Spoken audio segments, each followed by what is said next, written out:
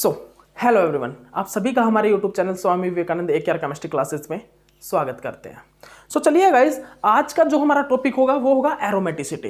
Aromaticity generally बता देता हूं मैं आपको, CSIR नेट JRF और गेट के लिए इंपॉर्टेंट ही टॉपिक है, क्योंकि यहाँ से क्वेश्चन बाई चांस आपके सामने पुटअप हो सकता है। क्योंकि देखिए 2019 जो दिसंबर था और 2018 जो दिसंबर और जो जून था 2019, उसमें क्वेश्चन आया था एरोमेटिसिटी से उसमें क्वेश्चन आया था। तो अब की बार भी क्वेश्चन पुटअप हो सकता है, ठीक है ना। तो एरोमेटिसिटी कर लेते हैं, क्योंकि ज्यादा बड़ा टॉपिक नहीं है, सिर्फ और सिर्फ इसके 3 लेक्चर, ज्यादा से ज्यादा 3 और ज्यादा से ज्यादा 4 लेक्चर में ये फिनिश हो जाए। सिर्फ एग्जाम्पल ही तो कराने एरोमेटिसिटी में, एग्जाम्पल कराने डिफरेंट टाइप के, वो करा दूंगा। तो यहाँ पर सबसे पहले इसको समझ लीजिए आप, दो न्यूक्लियाई के बीच का जो बॉन्ड होता है ना, उसको हम जनरली क्या बोलते हैं, bond length between the intermolecular distance, ठीक है ना। जो दो न्यूक्लियाई के बीच का बॉन्ड होता है उसको जनरली हम इंटरमोलिकुलर डिस्टेंस से भी रिप्रेजेंट करते हैं। उसके बाद यहाँ पर क्या देखते हैं, अगर हमको स्टेबिलिटी को फाइंड आउट करना हो, स्टेबिलिटी को, तो हम क्या देखते हैं, यहाँ पर अगर दोनों न्यूक्लियाई की जो पावर है अगर वो इक्विलिब्रियम हो, एक दूसरे के मतलब कि इलेक्ट्रॉन को शेयरिंग पेयरिंग जो हो इक्वल हो, और अट्रैक्शन जो हो दोनों का एक जैसा मतलब इक्वल हो, अट्रैक्शन जो है वो कैसा हो, इक्वल हो, तो वहां पर जो बॉन्ड बनता है उसके इसकी स्टेबिलिटी हाई होती है। वहां पर जो बॉन्ड बनता है उसकी स्टेबिलिटी हाई होती है। जैसे कि इस न्यूक्लिया की पावर अगर इक्विलिब्रियम में है, तो यहां पर जो बॉन्ड बनेगा वो हाईली स्टेबल बनेगा। रीजन क्या है, क्योंकि दोनों की दोनों न्यूक्लिया की पावर सेम है, शेयरिंग पेयरिंग सेम कर रही है, और अट्रैक्शन है वो भी क्या कर रही है, सेम कर रही है, जिसके कारण यहाँ पर ये बॉन्ड जो है इसकी स्टेबिलिटी हाई होगी, इसकी स्ट्रेंथ हाई होगी। ओके, उसके बाद देखिएगा, उसके बाद यहाँ पर देखिए, यहाँ पर जो हम बॉन्ड डिस्टेंस को पिकोमीटर से रिप्रेजेंट करते हैं, शो करते हैं, किससे, पिकोमीटर से। जैसे कि देखिए यहाँ पर हमारा यहाँ पर देखिएगा, यहाँ पर जो हमारा क्या है भाई, ये कार्बन सिंगल बॉन्ड के बीच की डिस्टेंस कितनी होती है, 154 पिकोमीटर। 154 पिकोमीटर। इसकी कितनी होती है, 134 picometer. Carbon triple bond carbon की कितनी होती है, 117 पिकोमीटर। और यहाँ पर जितने भी बॉन्ड है उन सभी बॉन्ड की कितनी होती है, 139 पिकोमीटर। अब रीजन क्या है, ये रीजन क्या है, देखिए हमने यहाँ पर क्या देखा, कार्बन सिंगल बॉन्ड कार्बन की कितनी है, 154 पिकोमीटर, डबल बॉन्ड की कितनी है, 134 पिकोमीटर। लेकिन यहाँ पर सभी के सभी बॉन्ड की 139 पिकोमीटर, बिकॉज ये जो बॉन्ड है ये लोकलाइज्ड नहीं है, ये डीलोकलाइज्ड है। ये कभी तो इस पे कभी तो ये बॉन्ड इस पे जा रहा है, कभी ये वाला बॉन्ड इस पे आ रहा है। इट मीन जैसे ये बॉन्ड यहाँ पर आएगा, ये बॉन्ड सिंगल में चेंज हो जाएगा। इट मीन यहाँ पर इलेक्ट्रॉन डेंसिटी कोई फिक्स नहीं है कार्बन बिटवीन कार्बन बॉन्ड के बीच में, फिक्स नहीं है, वो लोकलाइज मतलब वो डीलोकलाइज्ड है, वो डीलोकलाइज्ड है, जिसके कारण यहाँ पर बॉन्ड लेंथ भी फिक्स नहीं होती, वो 139 पिकोमीटर होती है, ना कि इतनी होती है। डबल बॉन्ड की बॉन्ड लेंथ कितनी है यहाँ पर, 134 पिकोमीटर, लेकिन यहाँ पर 139 पिकोमीटर है। रीजन आपको बता दिया, क्योंकि यहाँ पर डीलोकलाइज्ड है। यहाँ पर जो मूवमेंट यहाँ पर क्या है, डबल बॉन्ड जो है, पाई इलेक्ट्रॉन जो वो मूव कर रहे हैं, वो कहीं पे फिक्स नहीं है, ठीक है ना। उनकी पोजीशन फिक्स ना होने के कारण यहाँ पर जो इनकी बॉन्ड लेंथ है वो भी क्या नहीं है, वो भी हमारा फिक्स नहीं है। उसके बाद देखिएगा, ये देखिए H2 में जो कितनी होती है अभी बॉन्ड लेंथ, ये देखिए हाइड्रोजन, ये हाइड्रोजन, इसके बीच की जो बॉन्ड लेंथ होती है कितनी होती है, 74 पिकोमीटर। 74 picometre, 74 picometre. उसके बाद देखिए ये जो HI होता है, HI के बीच का बॉन्ड डिस्टेंस कितना होता है भाई, हाइड्रोजन और ये आयोडीन, इसके बीच में जो बॉन्ड डिस्टेंस है कितना होता है भाई, जल्दी बताइए गाइस,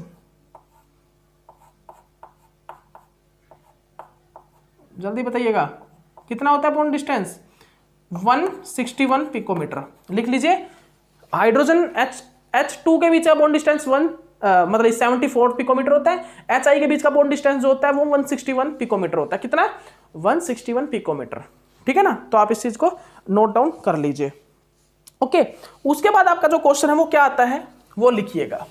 उसके बाद जो क्वेश्चन है आपका वो क्या आता है वो लिखिएगा। इस क्वेश्चन आपका जनरेट होता है कि जैसे जैसे मेरा इंक्रीज कर रहे हैं नंबर ऑफ बॉन्ड्स, वैसे वैसे यहां पर बॉन्ड जो लेंथ है वो डिक्रीज क्यों हो रहा है। why increase the number of bond then decrease the bond length। तो सुनिएगा मेरी बात, देखिए क्वेश्चन यही है, क्वेश्चन लिख लीजिए आप, why increase the number of bond then decrease the bond length। तो सुनिएगा, जैसे जैसे मेरे नंबर ऑफ बॉन्ड इंक्रीज हो रहे हैं, देखिए single bond, double bond, triple bond, ठीक है ना। when increase the number of bond then increase the electron density, then increase the electron density, जिसके कारण क्या होता है, बॉन्ड के बीच की स्ट्रेंथ इंक्रीज हो जाती है, बॉन्ड के बीच की लेंथ जो है वो डिक्रीज हो जाती है। लेकिन यहां पर क्या होता है, सुनिएगा ध्यान से, यहां पर क्या होता है, when increase the number of bond then increase the electron density and then increase the bond strength. अगर इलेक्ट्रॉन डेंसिटी इंक्रीज होगी दो कार्बन के बीच के बॉन्ड की, तो वहां पर बॉन्ड के बीच का स्ट्रेंथ इंक्रीज होगा।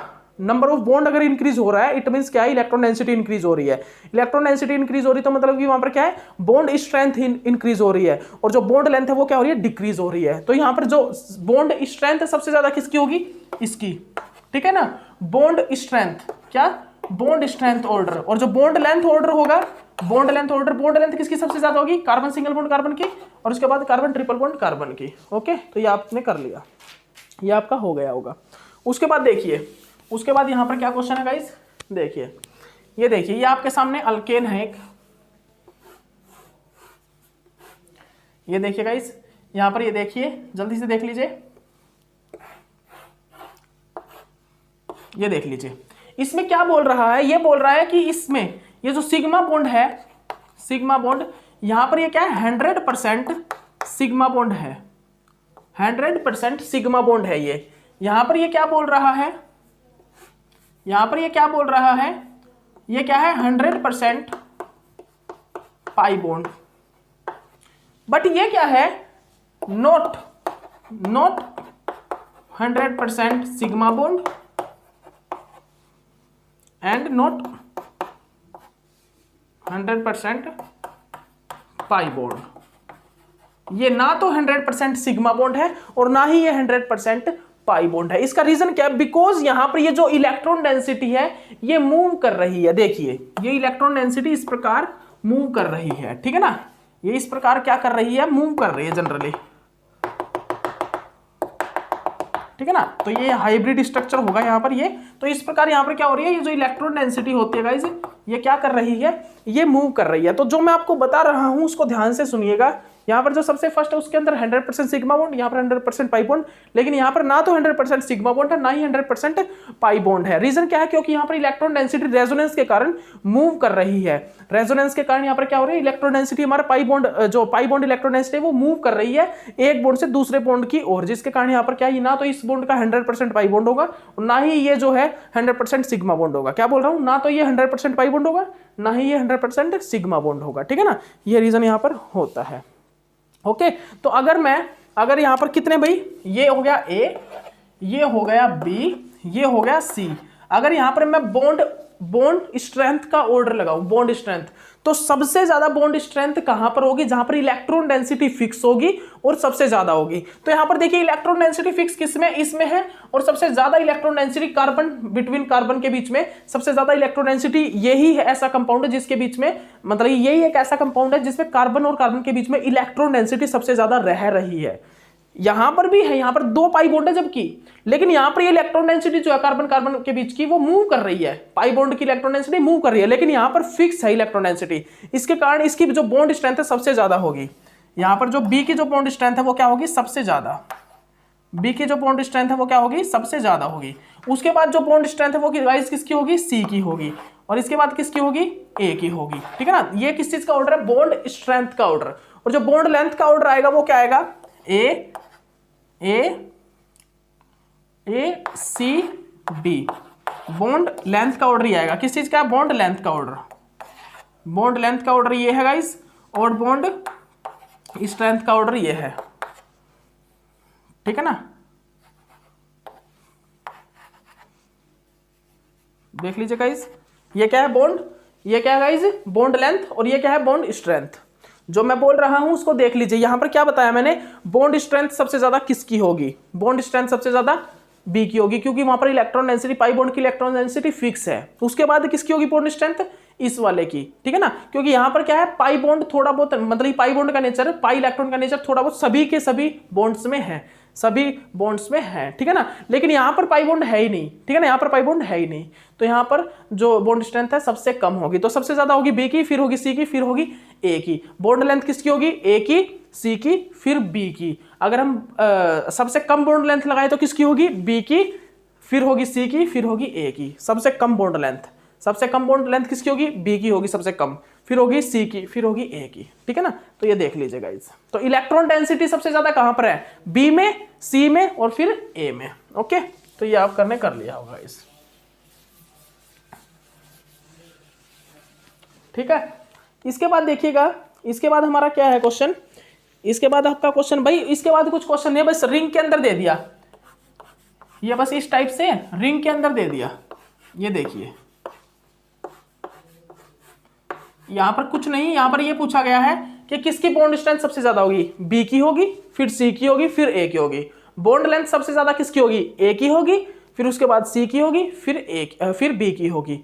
बॉन्ड इलेक्ट्रॉन डेंसिटी सबसे ज्यादा किस में होगी, बी में, फिर सी में, फिर ए में, ठीक है ना। ये क्या है ए, ये क्या है बी, ये क्या है सी, ठीक है ना। तो आप कर लीजिएगा बॉन्ड लेंथ, बॉन्ड स्ट्रेंथ का ऑर्डर आपको लगाना है, और इलेक्ट्रॉन डेंसिटी का भी ऑर्डर आपसे पूछ सकता है, ठीक है ना। ओके, इसके बाद देखिएगा इसके बाद यहां पर क्या पूछ रहा है, उसके बाद आपके सामने एक और क्वेश्चन है। यहां पर ये क्वेश्चन क्या बोल रहा है, देखिए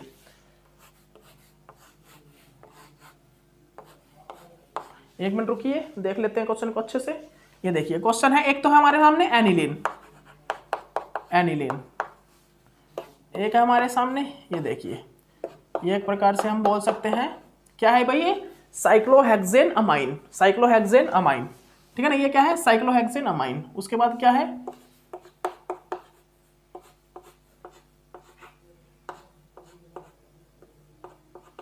ठीक है ना। उसके बाद हमारा ये, ठीक है ना। इसको कर लीजिए अच्छे से, इसको आप अच्छे से कर लीजिए। तो ये हमारे पास क्या है, ए, ये है हमारे पास बी, और ये है हमारे पास क्या, सी। ये हमारे पास गाइस क्या है, सी है, ठीक है ना। देख लीजिए ध्यान से आप इसको देख सकते हो। तो आप इसको अच्छे से देख लीजिए गाइस। यहां पर क्या देखते हैं हम, यहां पर हम क्या देख पा रहे हैं, यहां पर हम क्या देख पा रहे हैं, ए बी सी में, यहां पर हम ए बी सी में क्या देख पा रहे हैं, ध्यान से देखिएगा। ए बी सी में यहां पर हम अगर बात करें बॉन्ड स्ट्रेंथ की, बॉन्ड स्ट्रेंथ, तो बॉन्ड स्ट्रेंथ सबसे ज्यादा किसकी होगी बॉन्ड स्ट्रेंथ सबसे ज्यादा, तो जहां पर इलेक्ट्रॉन डेंसिटी फिक्स है और ज्यादा है, तो देखिए इसमें इलेक्ट्रॉन डेंसिटी सबसे ज्यादा होगी, इसमें इलेक्ट्रॉन डेंसिटी सबसे ज्यादा, उसके बाद इसमें, फिर इसमें। तो देखिए इलेक्ट्रॉन डेंसिटी सबसे ज्यादा जहां पर होगी वहां पर बॉन्ड स्ट्रेंथ सबसे ज्यादा होगी। देखिए सबसे ज्यादा किसमें बॉन्ड स्ट्रेंथ, सी में, फिर है ए में, फिर है किसमें, बी में। तो बॉन्ड स्ट्रेंथ क्यों है सबसे ज्यादा, देखिए यहां पर इलेक्ट्रॉन डेंसिटी फिक्स है, लेकिन यहां पर इलेक्ट्रॉन डेंसिटी जो इनकी है वो फिक्स नहीं है, क्योंकि देखिए यहां पर क्या हो रहा है, ये रेजोनेंस हो रहा है इस प्रकार यहाँ पर रेजोनेंस हो रहा है, जिसके कारण पाई बॉन्ड की इलेक्ट्रॉन डेंसिटी फिक्स ना होने के कारण यहाँ पर ना तो बॉन्ड लेंथ सेम है इनकी, और मतलब कि इसकी और इसकी बॉन्ड लेंथ भी सेम नहीं है, ठीक है ना। ओके, तो बॉन्ड स्ट्रेंथ का ऑर्डर क्या आएगा, सबसे ज्यादा इसकी, फिर इसकी, फिर इसकी। अगर बॉन्ड लेंथ की बात करें किसकी, अगर इलेक्ट्रॉन डेंसिटी की बात करें, इलेक्ट्रॉन डेंसिटी, तो उसका ऑर्डर भी सेम होगा, सेम इलेक्ट्रॉन डेंसिटी सबसे ज्यादा इसमें, फिर इसमें, फिर इसमें, ठीक है ना। और अगर हम किस चीज की बात करें यहाँ पर, इसके बाद हम यहाँ पर किस चीज की बात कर रहे हैं गाइस, बॉन्ड लेंथ की, किसकी, बॉन्ड लेंथ की। अगर हम यहां पर बात करें गाइस बॉन्ड लेंथ की, तो बॉन्ड लेंथ किसकी होगी, बिल्कुल अपोजिट कर दीजिए, बी की सबसे ज्यादा होगी, उसके बाद हमारी बॉन्ड लेंथ ए की सबसे ज्यादा होगी, फिर हमारी सी की बॉन्ड लेंथ सबसे ज्यादा होगी, ठीक है ना। तो इस चीज को आप अच्छे से अपनी कॉपी में कर लीजिए, ठीक है ना गाइस। यहां पर जो बॉन्ड लेंथ है वो सबसे ज्यादा किसकी होगी, बी की, फिर ए की, और फिर सी की, बी ए सी, ये बॉन्ड लेंथ का ऑर्डर यहां पर आएगा। उसके बाद देखिए क्वेश्चन क्या है, उसके बाद ये क्वेश्चन बोल रहा है हमें, देखिए आप ये मत सोचिएगा कि यहां पर इन क्वेश्चन का कोई मायना नहीं है, ये क्वेश्चन का मायना है भाई। यहां पर देखिए ये क्वेश्चन बहुत ज्यादा इंपॉर्टेंट है, बॉन्ड स्ट्रेंथ, बॉन्ड लेंथ, ठीक है ना, इनकी ज्यादा बहुत इंपॉर्टेंस है, पूछ सकता है आपसे। उसके बाद देखिए क्वेश्चन किस टाइप से आता है कि अगर मेरे पास कोई एक कंपाउंड है और उस एक ही कंपाउंड के अंदर आपके सामने अल्कीन है, क्या, अल्कीन, और उन अल्कीन की आपसे क्या पूछी गई है, बॉन्ड स्ट्रेंथ और बॉन्ड लेंथ, या फिर आप मान लीजिए बॉन्ड स्ट्रेंथ, ठीक है ना। उस अल्कीन की आपसे बॉन्ड स्ट्रेंथ पूछेगी, एक ही कंपाउंड के अंदर हमारे पास अल्कीन है और उस अल्कीन की बॉन्ड स्ट्रेंथ पूछ रहा है, तो हम कैसे बताएंगे, हम हाइपर कंजुगेशन इफेक्ट से बता सकते हैं। किससे, हाइपर कंजुगेशन इफेक्ट से। देखिए ये देखिए,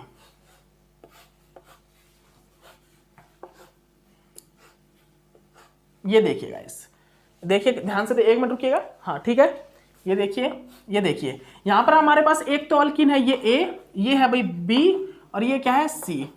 तो आपके सामने 3 अल्कीन है भाई, आपके सामने यहां पर क्या है 3 अल्कीन है, आपके सामने यहां पर 3 अल्कीन है, ये देखिए आपके सामने यहां पर 3 अल्कीन प्रेजेंट है। कितनी? 3 अल्कीन प्रेजेंट है।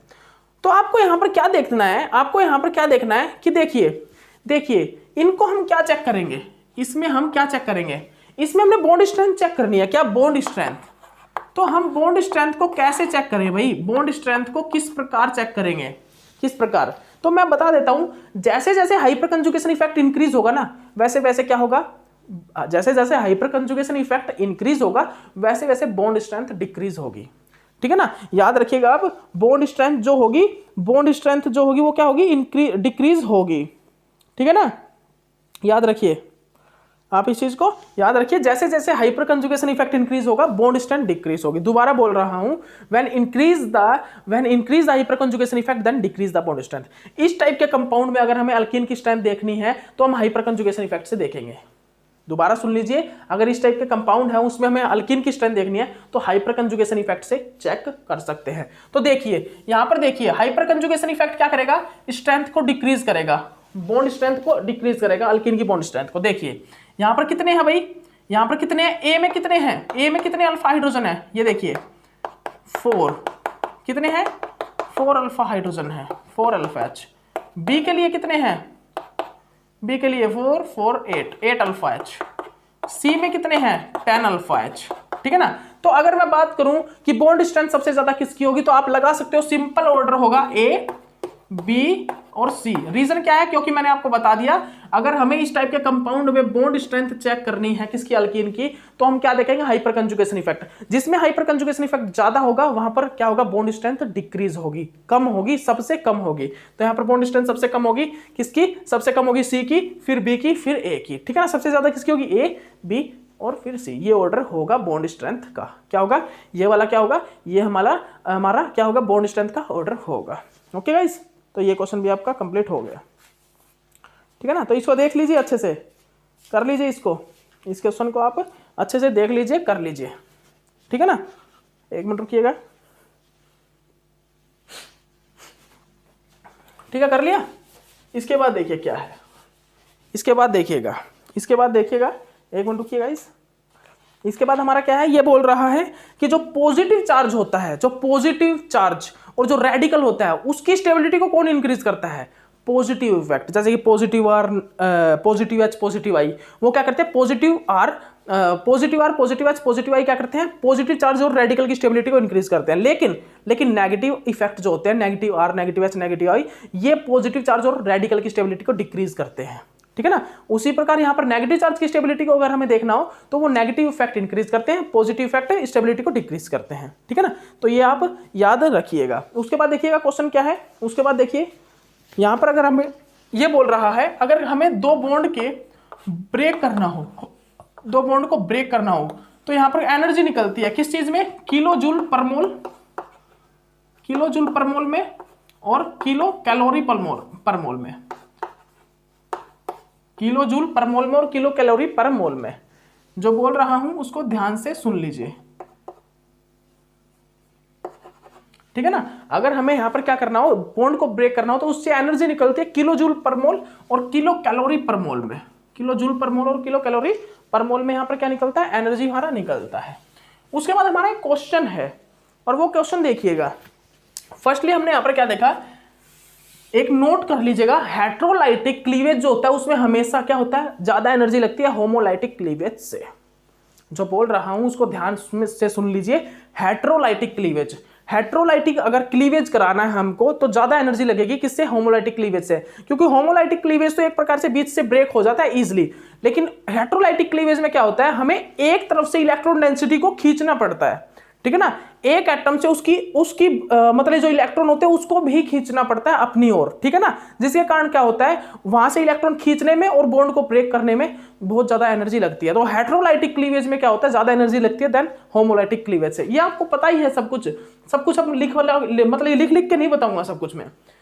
CSIR नेट गेट के लिए क्रैश कोर्स है, तो हम सब कुछ नहीं बताऊंगा। जैसे हेटेरोलाइटिक क्लीवेज में क्या होता है, एक बॉन्ड के जो एक एटम के जो इलेक्ट्रॉन हो उसको भी खींचना होता है अपनी ओर, तो उसमें ज्यादा एनर्जी लगती है बॉन्ड को ब्रेक कराने में। होमोलाइटिक में क्या होता है, होमोलाइटिक में क्या था, ये बॉन्ड है तो क्या हुआ, ये ऐसे ब्रेक हो गया, क्योंकि अब जो इस एटम के इलेक्ट्रॉन थे वो उसके पास चले गए, इस एटम के इसके पास आ गए, तो ये इजिली ब्रेक हो जाता है, इसलिए यहाँ पर ज्यादा एनर्जी नहीं लगती। ओके, ये आप याद रखिएगा। अब हमको देखिए होमोलाइटिक क्लीवेज ही करना है। यहाँ पर देखिए क्या है, यहाँ पर देखिए गाइस क्या है यहाँ पर, एक मिनट रुकिएगा, एक मिनट रुकिए, एक मिनट रुकिए। यहां पर क्या क्या है, ये क्या है भाई, ये क्या है, HC। देखिए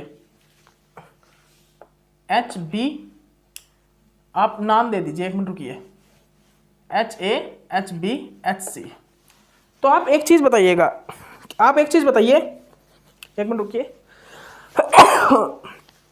सॉरी गाइस, आप एक चीज बताइए यहां पर किस बॉन्ड को ब्रेक कराने में सबसे ज्यादा एनर्जी लगेगी। और हमने क्या किया है, होमोलाइटिक क्लीवेज कराया है, होमोलाइटिक क्लीवेज, होमोलाइटिक क्लीवेज हमने यहां पर क्या किया गाइस, हमने यहां पर जनरली होमोलाइटिक क्लीवेज कराया है, यहां पर हमने होमोलाइटिक क्लीवेज कराया है, ठीक है ना। यहां पर हमने क्या किया है भाई, यहां पर हमने होमोलाइटिक क्लीवेज कराया है। तो यहां पर सबसे ज्यादा एनर्जी किस में लगेगी, देखिए जैसे ही बॉन्ड ब्रेक कराऊंगा, देखिए जैसे ही मैंने बॉन्ड ब्रेक कराए यहां से यहां से यहां से, ठीक है ना, तो देखिएगा ध्यान से देखिए, यहां पर रेडिकल बना, यहां पर रेडिकल बना, और यहां पर भी क्या बना, रेडिकल बना।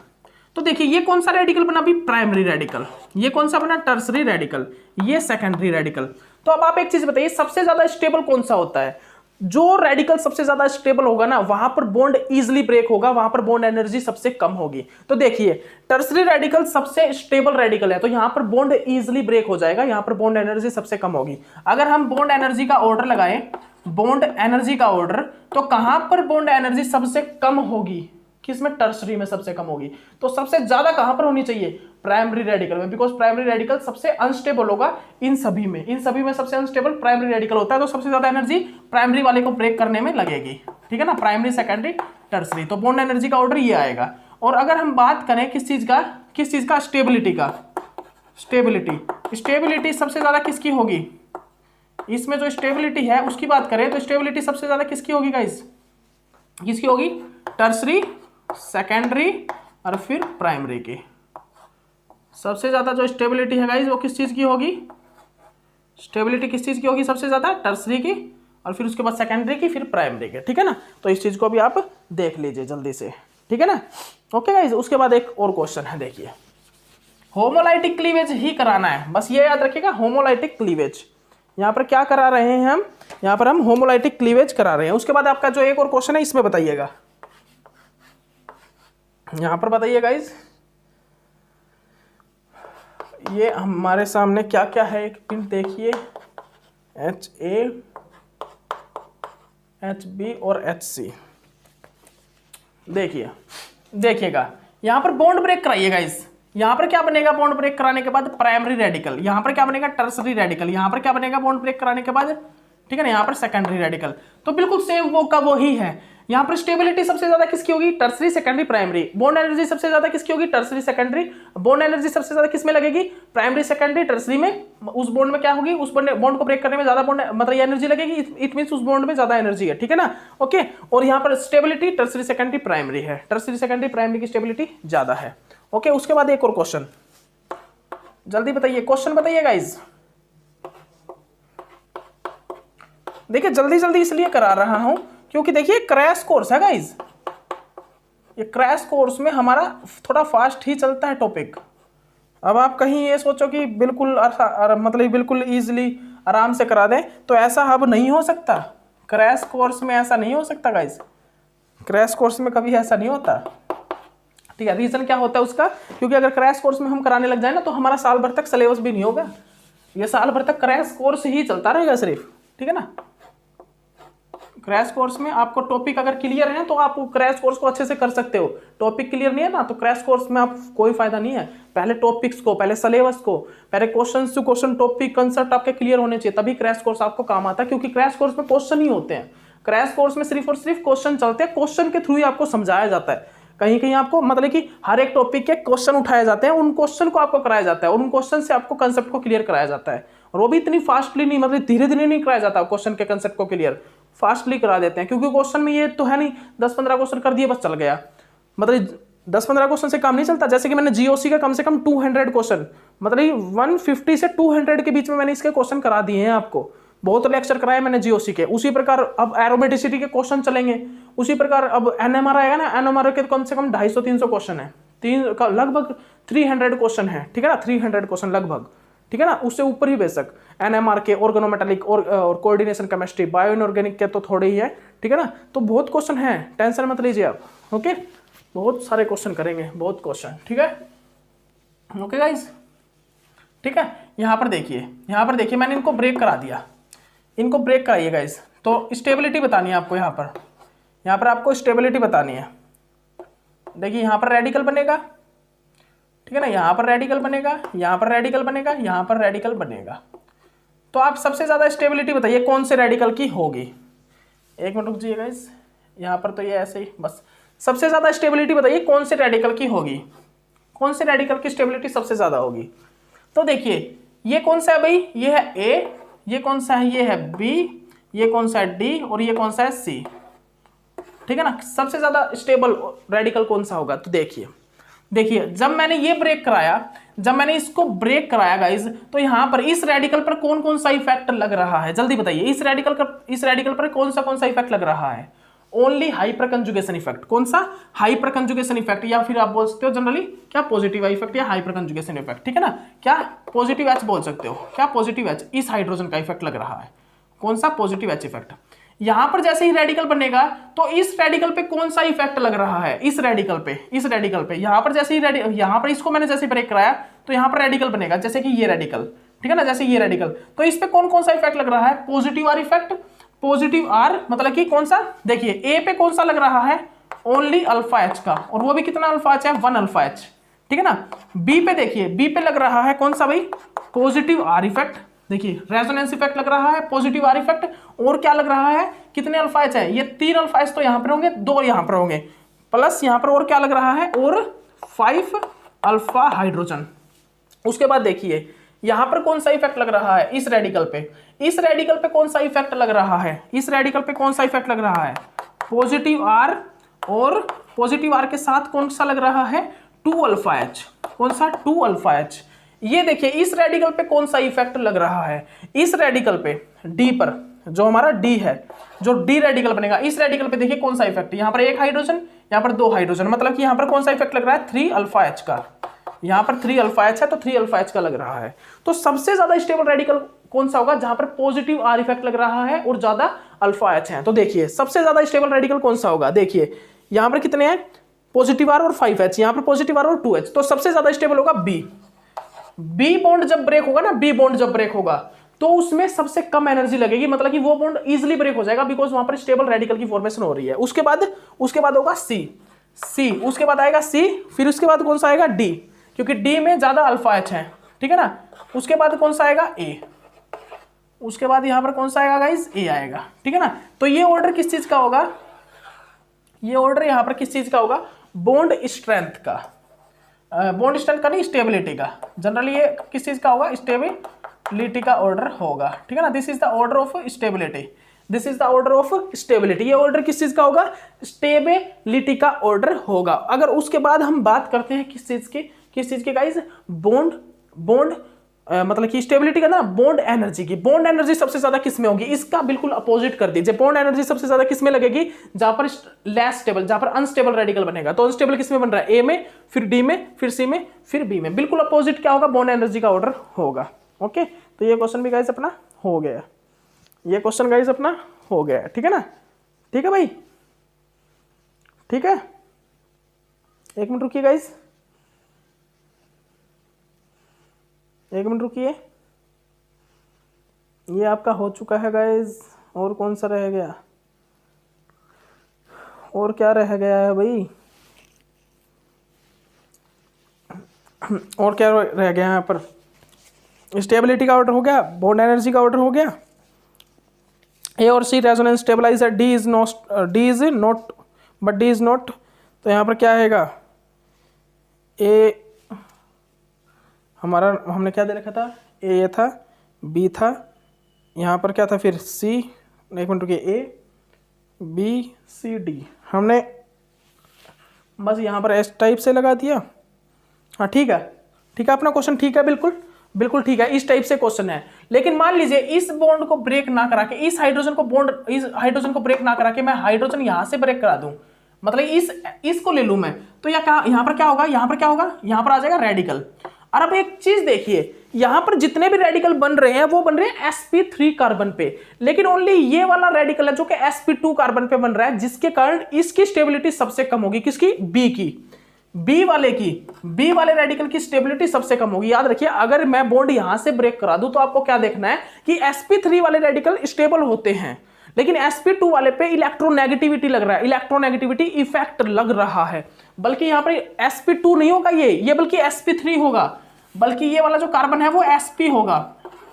गाइस एक चीज आप याद रखिएगा, आपको क्या याद रखना है, ध्यान से सुनिएगा मेरी बात। जैसे ही यहां से क्या होगा, बॉन्ड ब्रेक होगा हाइड्रोजन का, तो यहां पर बन जाएगा रेडिकल, क्योंकि यहां पर हम होमोलाइटिक की बात कर रहे हैं। तो हम अगर हाइब्रिडाइजेशन निकाले तो यहां पर क्या आएगी, एक बॉन्ड सिग्मा ये, एक बॉन्ड सिग्मा ये। पाई बॉन्ड से हम कभी भी हाइब्रिडाइजेशन को रिप्रेजेंट नहीं कर सकते, हम करते हैं लोन पेयर ऑफ इलेक्ट्रॉन से या नेगेटिव चार्ज से। लेकिन यहां पर क्या रेडिकल, तो रेडिकल कभी भी हाइब्रिडाइजेशन में पार्टिसिपेट नहीं करता, क्योंकि हाइब्रिडाइजेशन में या तो दो इलेक्ट्रॉन होने चाहिए इकट्ठे, मतलब कि जिसको बोलते हैं लोन पेयर ऑफ इलेक्ट्रॉन, या फिर नेगेटिव चार्ज होना चाहिए, ठीक है ना, वो ही हाइब्रिडाइजेशन में पार्टिसिपेट करता है। इट मींस हमारा जो रेडिकल है वो पार्टिसिपेट नहीं करेगा। तो यहां पर हाइब्रिडाइजेशन क्या आएगी, sp हाइब्रिडाइजेशन।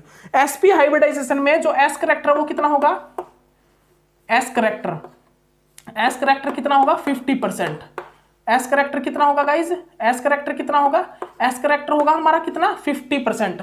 तो याद रखिएगा, जब हमारा जो एस करेक्टर है, एस करेक्टर अगर वो 50% है तो वहां पर इलेक्ट्रोनेगेटिविटी वेरी हाई होगी, और electronegativity minus I effect, minus are effect, minus H effect radical और पॉजिटिव चार्ज की स्टेबिलिटी को डिक्रीज करते हैं। इट मींस यहां पर ये वाला रेडिकल सबसे कम स्टेबल है, सबसे ज्यादा अनस्टेबल है। ये क्या है, सबसे ज्यादा अनस्टेबल। तो यहां पर जितने भी रेडिकल हैं वो तो इस रेडिकल से ज्यादा स्टेबल होंगे। मेरे कहने का मतलब क्या है, यहां पर जितने भी रेडिकल बनेंगे वो सभी sp3 पे बन रहे हैं, जिसके कारण क्या होगा, sp3 पे नहीं, जितने भी रेडिकल बन रहे हैं वो sp2 पे बन रहे हैं। लेकिन ये क्या है, ये ओनली किस पे बन रहा है, sp कार्बन पे।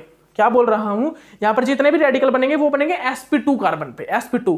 लेकिन यहां पर जो रेडिकल बनेगा वो बनेगा sp कार्बन पे, और sp कार्बन की इलेक्ट्रोनेगेटिविटी वेरी हाई होती है sp2 और sp3 से, क्योंकि वो 50% s करेक्टर को कंटेन करके रखता है। कौन, sp हाइब्रिडाइज्ड कार्बन, ठीक है ना, जिसके कारण यहां पर क्या होगा, इसकी रेडिकल की जो स्टेबिलिटी है वो बहुत कम होगी इन सभी से, इन सभी रेडिकल से। देखिए इस रेडिकल से, एक मिनट रुकिएगा, यहां पर ये रेडिकल, ये रेडिकल, ये रेडिकल, इन सभी रेडिकल से सबसे कम स्टेबल जो होगा, सबसे अनस्टेबल जो होगा वो होगा ये वाला रेडिकल। तो सबसे ज्यादा बॉन्ड एनर्जी लगेगी किसमें लगेगी, इस वाले बॉन्ड को ब्रेक कराने में लगेगी। उसके बाद किसको लगेगी, इस वाले बॉन्ड को ब्रेक कराने में लगेगी। उसके बाद किसको लगेगी भाई, उसके बाद लगेगी इसको, फिर लगेगी इसको, बॉन्ड, इस बॉन्ड को ब्रेक कराने में, ठीक है ना। बॉन्ड एनर्जी सबसे ज्यादा लगेगी इसमें, फिर इसमें, फिर उसके बाद किसमें भाई, फिर इसके बाद इसमें, फिर इसमें। और जो हमारी बॉन्ड स्ट्रेंथ सबसे ज्यादा किसकी होगी, इसकी होगी, फिर हमारी किसकी होगी, फिर हमारी किसकी होगी भाई, इसकी होगी, फिर इसकी, फिर इसकी बॉन्ड स्ट्रेंथ। ओके, तो ये क्वेश्चन भी आपका हो गया कंप्लीट, तो ये क्वेश्चन भी भाई आपका हो गया कंप्लीट, ठीक है ना। अब आगे देखिएगा, अब नेक्स्ट देखिए गाइस, नेक्स्ट क्या है, नेक्स्ट क्वेश्चन क्या है गाइस आपका, कार्बोन आयन और कार्बोकटायन की स्टेबिलिटी पूछ रहा है।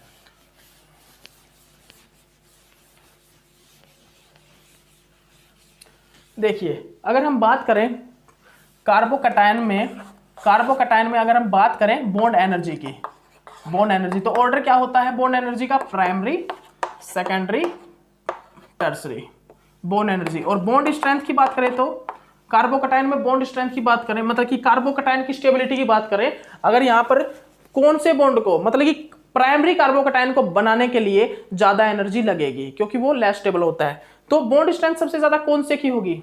सबसे ज्यादा हम अगर बॉन्ड स्ट्रेंथ बात करें, बॉन्ड स्ट्रेंथ की बात करें तो सबसे ज्यादा बॉन्ड स्ट्रेंथ किसकी होगी? प्राइमरी की होगी, फिर सेकेंडरी की होगी, फिर किसकी होगी? टर्सरी की। तो यहाँ पर स्टेबिलिटी, उसके बाद अगर हम बात करें स्टेबिलिटी मतलब यहाँ पर कौन सा कार्बोकैटायन सबसे ज्यादा स्टेबल होगा? तो सुन लीजिए, टर्सरी होता है, सेकेंडरी होता है और फिर प्राइमरी होता है। तो देखिएगा जहां पर कार्बोकैटायन सबसे ज्यादा स्टेबल होगा उस वाले बॉन्ड को ब्रेक कराने में इजीली होगा। देखिए टर्सरी, जहां पर टर्सरी कार्बोकैटायन बन रहा है ना, उस बॉन्ड को ब्रेक कराने में मतलब उस बॉन्ड को इजीएस्ट हम ब्रेक करा सकते हैं। तो वो बॉन्ड वीक होगा, वहां पर बॉन्ड एनर्जी कम होगी, उस बॉन्ड की स्ट्रेंथ कम होगी, ठीक है ना। उसके बाद देखिए सेकेंडरी, फिर होगा प्राइमरी, फिर कौन सा होगा? प्राइमरी होगा, ठीक है ना। तो इस चीज को आप याद रखिए। उसके बाद देखिए कार्बन आयन, फिर हमको यहाँ पर क्या देखना है गाइस? कार्बो अनायन चेक करना है, ठीक है ना। फिर हमको क्या देखना है? फिर हमको यहाँ पर क्या देखना है गाइस? कार्बो अनायन चेक करना है, कार्बो अनायन देखना है यहाँ पर, ठीक है ना।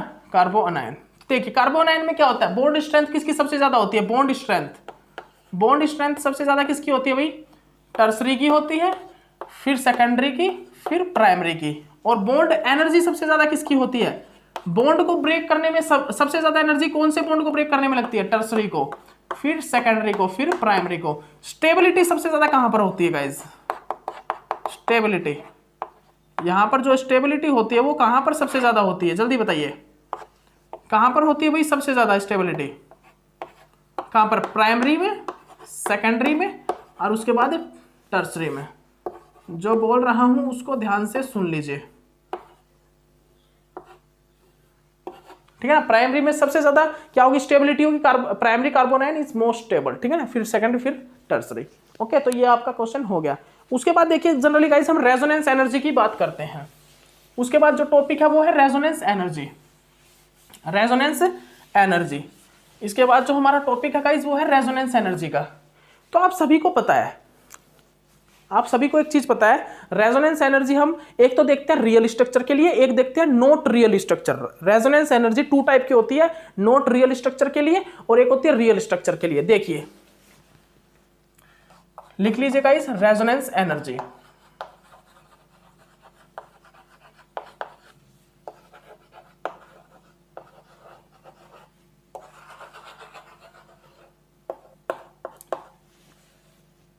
रेजोनेंस एनर्जी अगर आपको मैं बात करूं, एक तो साइक्लिक रिंग, एक जो जैसे कि एरोमेटिक रिंग होती है उसके अंदर हमारा कंजुगेशन हो रहा है, और एक मेरा अल्कीन है, सिंपल अल्कीन, उसके अंदर कंजुगेशन हो रहा है, रेजोनेंस हो रहा है। तो एक चीज बताइए, रेजोनेंस एनर्जी किसमें ज्यादा होगी? तो मैं बता देता हूं, एरोमेटिक रिंग वाली में रेजोनेंस एनर्जी हमेशा ज्यादा होगी। किसमें? एरोमेटिक रिंग वाली में ज्यादा होगी। देख लीजिए, आपको देख के पता लग जाएगा। देखिए रेजोनेंस एनर्जी हमेशा क्या होती है? एक तो होती है रियल स्ट्रक्चर के लिए, क्या? रियल स्ट्रक्चर के लिए रेजोनेंस एनर्जी। एक होती है नॉट रियल स्ट्रक्चर, एक किसके लिए होती है guys? Not real structure resonance energy. एक क्या होता है? एक क्या होती है गाइस? रियल स्ट्रक्चर के लिए क्या होती है? रेजोनेंस एनर्जी होती है।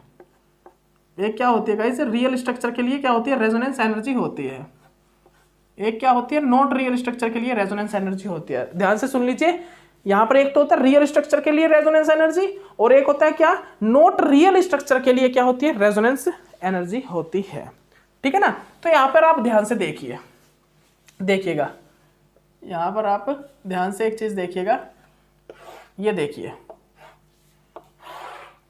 गाइस, ये आपके सामने क्या है? डेल्टा ई, ठीक है ना।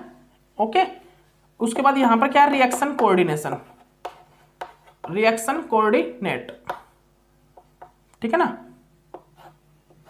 ध्यान से देख लीजिए गाइस आप इस चीज को।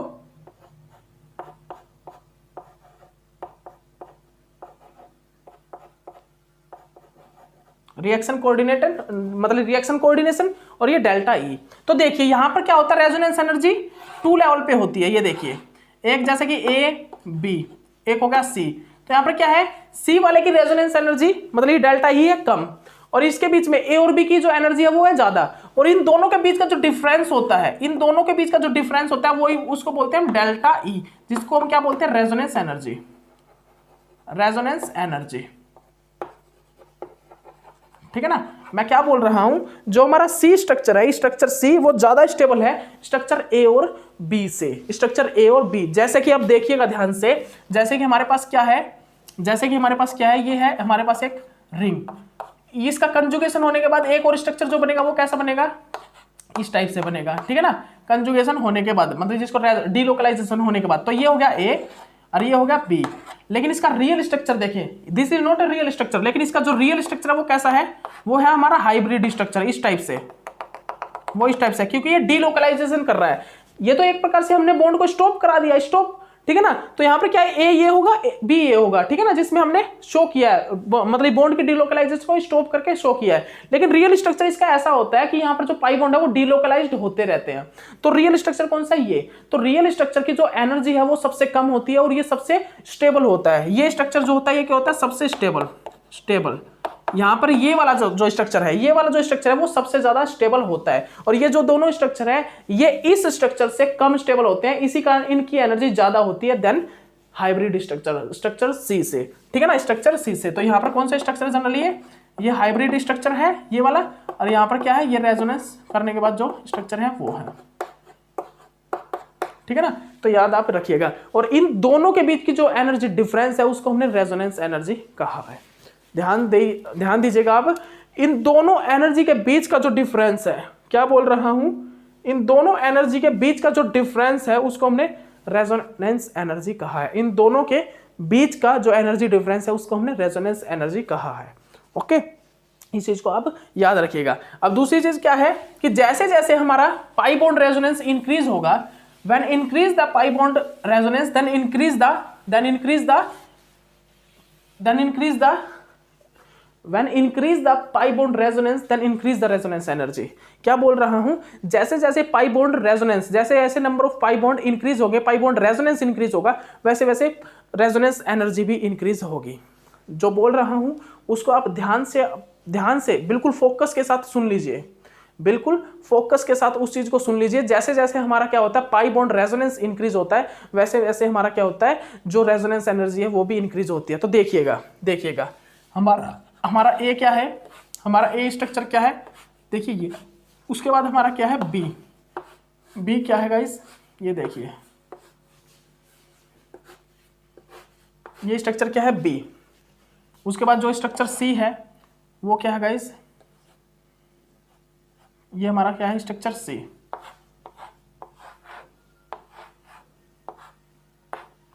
ये क्या है गाइस, स्ट्रक्चर सी। तो मैं आपको एक चीज बताता हूं, मैंने क्या बताया, जैसे जैसे हमारे पाई बॉन्ड इंक्रीज होंगे, पाई बॉन्ड रेजोनेंस इंक्रीज होगा, वैसे वैसे एनर्जी इंक्रीज होगी और स्टेबिलिटी भी जनरली इंक्रीज होती है। ठीक है ना, तो यहां पर अगर मैं बात करूं कि सबसे ज्यादा एनर्जी किस में होगी, तो मैं बता देता हूं, सबसे ज्यादा जो रेजोनेंस एनर्जी होगी वो किस में होगी गाइस, सी वाले में। उसके बाद होगी बी में, फिर होगी ए में।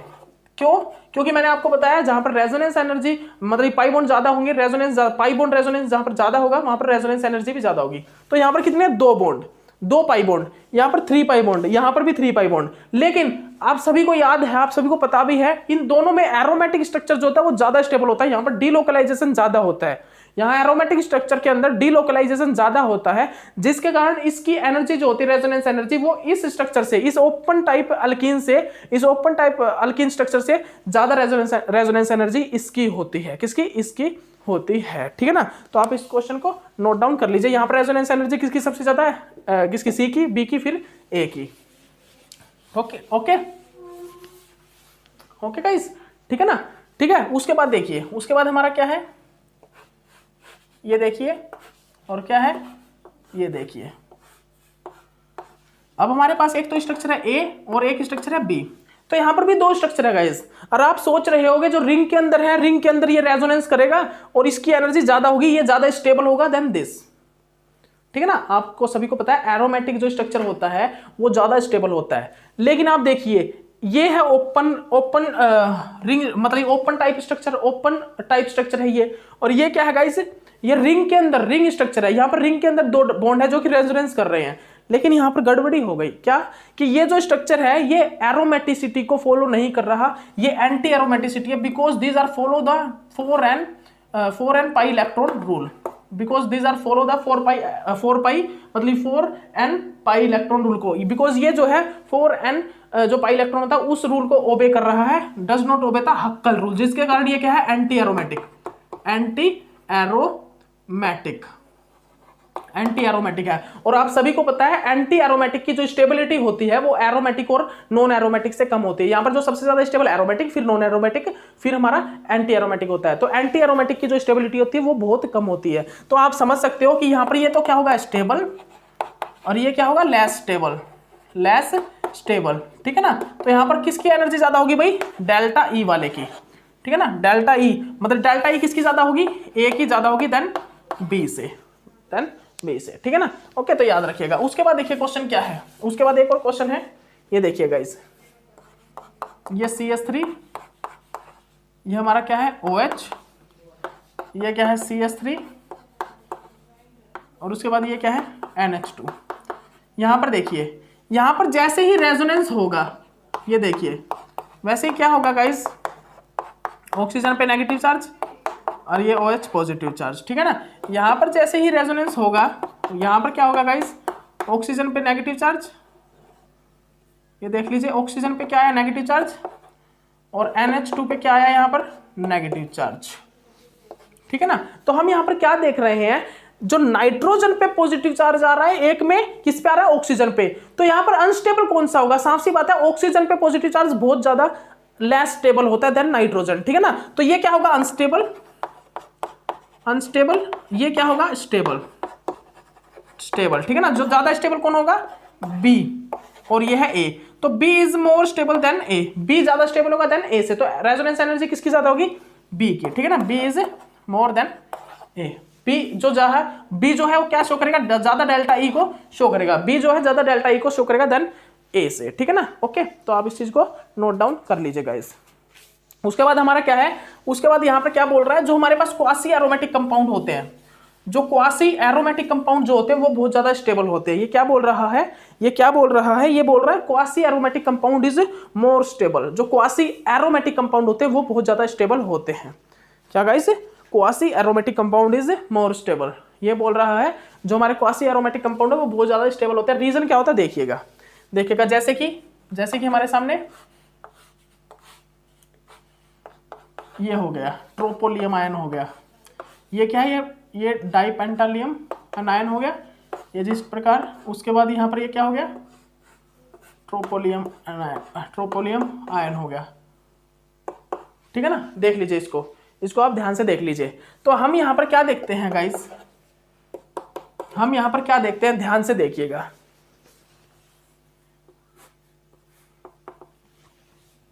एक मिनट रुक जाइए गाइस, ये देख लीजिए, ध्यान से देख लीजिए। हम यहाँ पर क्या देखते हैं कि ये क्या है, एक साइक्लिक स्ट्रक्चर है, और ये क्या करते हैं, ये कंप्लीट रेजोनेंस, मतलब ये क्या है, ये कंपाउंड जो है वो कंप्लीट रेजोनेंस, यहाँ पर कंप्लीट रेजोनेंस हो रहा है।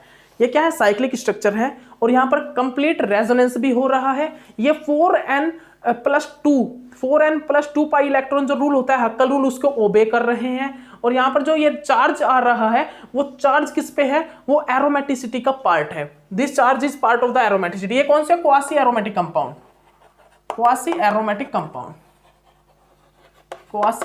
कंपाउंड, ठीक है ना। जो मैं बोल रहा हूं उसको आप ध्यान से सुन लीजिए।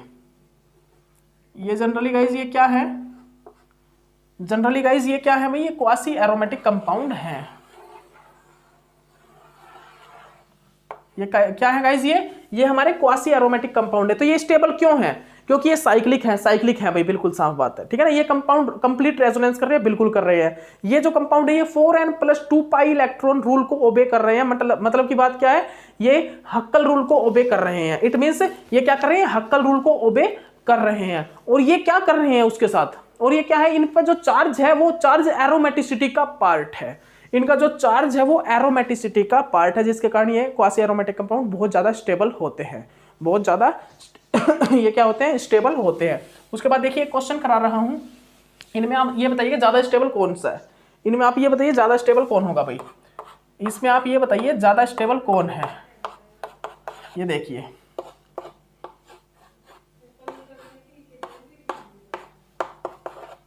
ठीक है ना, बताइए ये ज्यादा स्टेबल होगा या ये, जल्दी बताइए गाइस। तो मैं बता देता हूं, this is more basic, this is more basic because these are the quasi aromatic compound because this charge is part of the aromaticity। लेकिन ये चार्ज है एक प्रकार से, ये जो चार्ज आ रहा है ये एरोमेटिसिटी का पार्ट नहीं है, ये तो बल्कि क्या कर रहा है, ये एरोमेटिसिटी को लॉस करवा रहा है। यहां से देखिए जैसे ही कंजुगेट करेगा तो इस बेंजीन रिंग की एरोमेटिसिटी बल्कि लॉस हो जाएगी, क्या हो जाएगी, लॉस हो जाएगी। इस पॉजिटिव चार्ज को क्या करने के लिए, स्टेबलाइज करने के लिए, इस पॉजिटिव चार्ज को स्टेबलाइज करने के लिए ये क्या करेगा, ये बॉन्ड यहां पर रेजोनेंस करेगा, उसके बाद पॉजिटिव चार्ज आ जाएगा रिंग के अंदर, और रिंग के अंदर जैसे ही पॉजिटिव चार्ज आएगा तो रिंग की क्या हो जाएगी, एरोमेटिसिटी लॉस हो जाएगी। और एरोमेटिसिटी जहां पर लॉस होगी तो वो तो क्या होगा, लेस स्टेबल होगा, वहां पर तो लेस स्टेबल होगा कार्बोकैटायन, यहां पर तो कार्बोकैटायन फिर क्या लेस स्टेबल है। लेकिन यहां पर क्या हो रहा है, यहां पर ये जो पॉजिटिव चार्ज है वो एरोमेटिसिटी का पार्ट है। इस पॉजिटिव चार्ज के साथ क्या हो रहा है, ये कंपाउंड कंप्लीट रेजोनेंस को कर रहा है, ये हक्कल रूल को ओबे कर रहा है। ये यहां पर क्या है, ये एरोमेटिक कंपाउंड है। ये पॉजिटिव चार्ज यहां पर इस कंपाउंड को एरोमेटिक कंपाउंड बनने के लिए हेल्प कर रहा है, जिसके कारण ये कंपाउंड ज्यादा स्टेबल है, जिसके कारण ये वाला कंपाउंड ज्यादा स्टेबल है। ठीक है ना, उसके बाद देखिएगा, उसके बाद ये कंपाउंड है आपके सामने, ठीक है ना, ये वाला कंपाउंड है। देखिए इस कंपाउंड में और इस कंपाउंड में ज्यादा स्टेबल कौन सा होगा, जल्दी बताइए। तो ये ज्यादा स्टेबल ये होगा। रीजन क्या है, क्योंकि यहां पर नेगेटिव चार्ज क्या है, एरोमेटिसिटी का पार्ट है। ये जो है ये जो इलेक्ट्रॉन ये इसमें क्या कर रहा है, रेजोनेंस कर रहा है और इस कंपाउंड को एरोमेटिक बना रहा है। लेकिन ये नेगेटिव चार्ज क्या कर रहा है, इसके साथ कंजुगेट करके इस प्रकार से यहां पर नेगेटिव चार्ज आएगा और इसकी एरोमेटिसिटी को ब्रेक कर रहा है, लॉस करवा रहा है, लूज कर रहा है, इसकी एरोमेटिसिटी को लूज करा रहा है, जिसके कारण ये वाला कंपाउंड ज्यादा स्टेबल होगा। रीजन आपको सभी को पता ही है, बिकॉज ये नेगेटिव चार्ज इस कंपाउंड को एरोमेटिक बना रहा है, लेकिन ये जो नेगेटिव चार्ज है इस कंपाउंड की एरोमेटिसिटी को लॉस कर रहा है, ठीक है ना, जिसके कारण ये कंपाउंड ज्यादा स्टेबल होगा। ओके, ठीक है ना, ये एक प्रकार से क्वासी एरोमेटिक कंपाउंड ही है। इसी कारण ये क्वासी एरोमेटिक कंपाउंड बहुत ज्यादा स्टेबल होते हैं, बिकॉज ये एरोमेटिसिटी को ओबे कराते हैं किसी भी कंपाउंड को, ठीक है ना। ये किसी भी कंपाउंड में एरोमेटिसिटी लाने के लिए हेल्पफुल होते हैं। कौन, क्वासी एरोमेटिक कंपाउंड में। क्वासी एरोमेटिक कंपाउंड में क्या होता है, चार्ज आ जाता है और वो चार्ज क्या होता है, वो चार्ज ही क्या करता है, एरोमेटिसिटी हमारे कंपाउंड में लेके आता है, ठीक है ना। ओके, तो ये आपका हो गया क्वेश्चन। उसके बाद देखिए गाइस हम क्या करेंगे, मैं बता देता हूं सिर्फ आपको। उसके बाद यहां पर हम क्या करेंगे, एरोमेटिक कंपाउंड, एरोमेटिक, ठीक है ना। सेकंड नंबर पे क्या करेंगे, नॉन एरोमेटिक। भाई जो नॉन एरोमेटिक कंपाउंड होते हैं वो कौन से होते हैं, एक मिनट, एंटी लिख लीजिए, एंटी लिख लीजिए, एंटी लिख लीजिए आप। उसके बाद जो थर्ड नंबर पे है वो क्या है, नॉन एरोमेटिक, ठीक है ना। इसमें हम कुछ एक एग्जांपल करेंगे और ये हो जाएगा आपका, बस एग्जांपल तो जल्दी जल्दी कर देंगे। तो एरोमेटिक कौन से कंपाउंड होते हैं, एरोमेटिक कंपाउंड कौन से होते हैं, सुनिएगा, जो साइक्लिक होंगे और जिसके अंदर क्या होगा, कंप्लीट कंजुगेशन होगा, जिसमें सभी के सभी कार्बन क्या होंगे, sp2 कार्बन के होंगे, और जो स्ट्रक्चर प्लेनर होगा, और जो 4n+2 पाई इलेक्ट्रॉन रूल को, हक्कल रूल को ओबे कर रहा होगा, वो क्या होगा, हमारा एरोमेटिक कंपाउंड होगा, ठीक है ना। लिख लीजिए, आप लिख लीजिए। सबसे फर्स्ट मैं बता रहा हूं एरोमेटिक कंपाउंड के बारे में। यहां पर क्या होता है, ये स्ट्रक्चर क्या होता है, एरोमेटिक जो स्ट्रक्चर होते हैं, एरोमेटिक जो कंपाउंड होते हैं वो कैसे होते हैं, साइक्लिक। लिख लीजिए कैसा होते हैं, साइक्लिक होते हैं, ठीक है ना। ये क्या होते हैं, सभी के सभी कार्बन यहां पर क्या होते हैं, sp2 कार्बन के होते हैं, sp2 हाइब्रिडाइज्ड कार्बन होते हैं, सभी कार्बन sp2 हाइब्रिडाइज्ड होते हैं, ठीक है ना। उसके बाद ये जो स्ट्रक्चर है वो प्लेनर होता है, क्या होता है, प्लेनर, ठीक है ना। और यहां पर जो रेजोनेंस है, कंजुगेशन है, वो कंप्लीट कंजुगेशन हो रहा है इस स्ट्रक्चर के अंदर, एरोमेटिक स्ट्रक्चर में जो कंप्लीट कंजुगेशन हो रहा होता है, ठीक है ना। और ये जो स्ट्रक्चर है, एरोमेटिक कंपाउंड जो होते हैं वो क्या करते हैं, वो हमारे 4n+2 पाई इलेक्ट्रॉन रूल को, हक्कल रूल को ओबे करते हैं। क्या बोल रहा हूं यहां पर, जो हमारा क्या है गाइज, यहां पर हम क्या बोल रहे हैं, एक मिनट रुकिए, एक मिनट रुकिएगा। यहां पर हम क्या देखते हैं, यहां पर जो हमारा ये रूल है, हक्कल रूल, यहां पर जो एरोमेटिक कंपाउंड होते हैं उसमें एरोमेटिक कंपाउंड में क्या होता है, ये जो है 4n+2 rule, 4n+2 pi electron जो रूल होता है, इसमें जो हक्कल रूल है उसको ये ओबे करते हैं, ठीक है ना। क्या बोल रहा हूं उसको ध्यान से सुन लीजिए। ये जो रूल है, ये जो इलेक्ट्रॉन एक जो ये कंपाउंड, एरोमेटिक कंपाउंड, वो 4n+2 पाई इलेक्ट्रॉन हक्कल रूल को ओबे करते हैं, इस रूल को ओबे करते हैं। उसके बाद देखिए एंटी एरोमेटिक। एंटी एरोमेटिक में बिल्कुल सेम है, सब कुछ सेम होगा, साइक्लिक होगा, कंप्लीट कंजुगेशन होगा, sp2 कार्बन के सभी कार्बन sp2 कार्बन होंगे, प्लेनर स्ट्रक्चर होगा। लेकिन ये जो कंपाउंड होंगे ये 4n+2 पाई इलेक्ट्रॉन हक्कल रूल को ओबे ना करके ये 4n पाई इलेक्ट्रॉन को ओबे करेंगे। यहां पर ये क्या करेंगे, 4n पाई इलेक्ट्रॉन को ये ओबे करेंगे, 4n पाई इलेक्ट्रॉन रूल को। किसको, 4n पाई इलेक्ट्रॉन रूल को ये ओबे करेंगे, इसीलिए एंटी एरोमेटिक होते हैं। लेकिन यहां पर क्या होता है नॉन एरोमेटिक में, नॉन एरोमेटिक स्ट्रक्चर जो होता है वो हमारा एरोमेटिक और एंटी एरोमेटिक के जो रूल थे उनको फॉलो नहीं करता। वहां पर जो स्ट्रक्चर है उस स्ट्रक्चर की शेप चेंज हो सकती है, उस स्ट्रक्चर की जो शेप है वो प्लेनर नहीं होती, मतलब कि वो जरूरी नहीं है प्लेनर हो, वो प्लेनर शेप से चेंज हो जाएगी और कोई और शेप में चेंज हो जाता है।